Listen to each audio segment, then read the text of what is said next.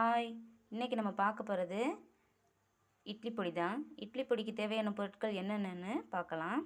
கொஞ்சமாக உளுந்து, ஒரு 3 கொத்து கருவேப்பிலை, கொஞ்சமாக கடலப்பருப்பு,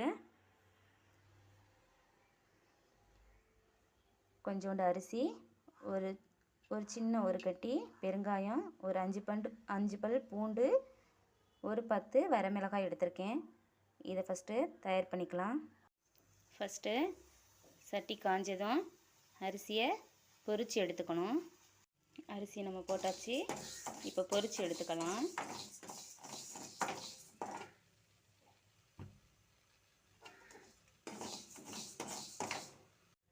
இப்போ அரிசி பொரிஞ்சிருச்சு. இந்த அளவுக்கு கருகிராமல் பொரித்து எடுத்துக்கணும். இப்போ அரிசியை பொரித்து எடுத்துக்கிட்டோம். அதே மாதிரி வெறும் சட்டிலேயே கடலப்பருப்பையும் சேர்த்து வறுத்து எடுத்துக்கலாம்.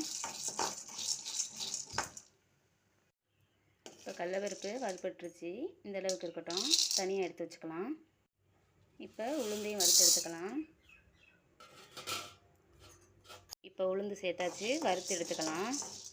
என்கிட்ட கருப்பு உளுந்து இல்லை, அதனால நான் மணிப்பருப்பு சேர்த்துருக்கேன். உங்கள்கிட்ட கருப்பு உளுந்து இருந்தால் சேர்த்துக்கோங்க. கருப்பு உளுந்து தான் ரொம்ப நல்லது உடம்புக்கு. இப்போ இதையும் நல்லா வறுத்து எடுத்து வச்சுக்கலாம் தனியாக. இப்போ இது வறுபட்டுருச்சு, தனியாக எடுத்து வச்சுக்கலாம். இந்த அளவு இருந்தால் போதும். இப்போ கடாயில் கொஞ்சமாக எண்ணெய் சேர்த்துக்கலாம். எண்ணெய் காஞ்சதும் பெருங்காயத்துண்டை பொரிச்சுக்குவோம். பெருங்காயத்தை பொரித்து எடுத்துக்கலாம். இப்போ பெருங்காயம் நல்லா வறுபட்டு வந்திருக்கு, தனியாக எடுத்து வச்சுக்கலாம்.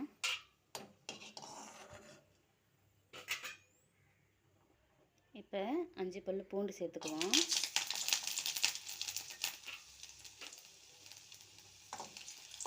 பூண்டு சேர்த்து நல்லா வதக்கிக்கலாம்.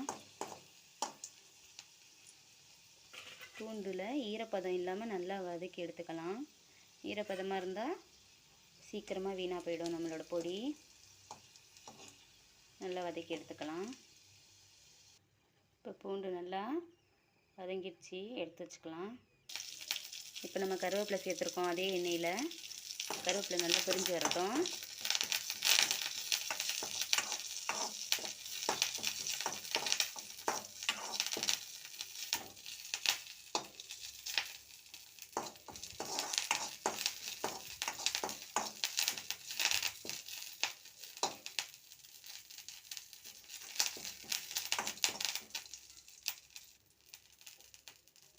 கருவேப்பிலை நல்லா பொரிஞ்சு வந்திருக்கு, நம்ம மாற்றி வச்சுக்கலாம்.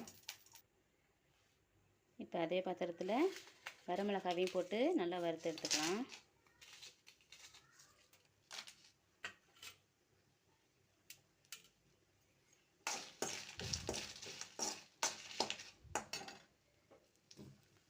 வரமிளகாய் கருகிராமல் வறுக்கணும்.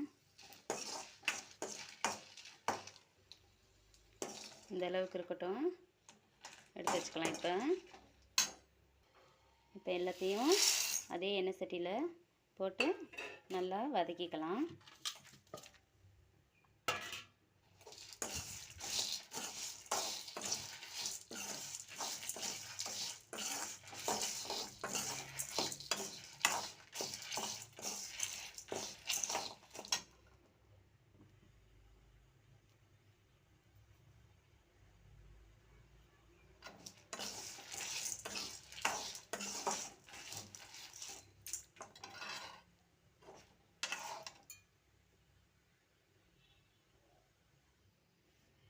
இப்போ எல்லாத்தையும் வறுத்து எடுத்துக்கிட்டோம். இப்போ இதை தயார் பண்ணி எடுத்துக்கிட்டோம். இதை நல்லா ஆறின பிறகு நம்ம அரைச்சி எடுத்துக்கலாம். ஆற வச்சிய இட்லி பொடியை நம்ம அரைச்சி எடுத்துக்கிட்டோம். இப்போ ஒரு ஏர் டைட்டான பாக்ஸில் போட்டு ஸ்டோர் பண்ணி வச்சுக்கலாம். ஃபைனலாக நம்மளோட இட்லி பொடி தயாராகிடுச்சு.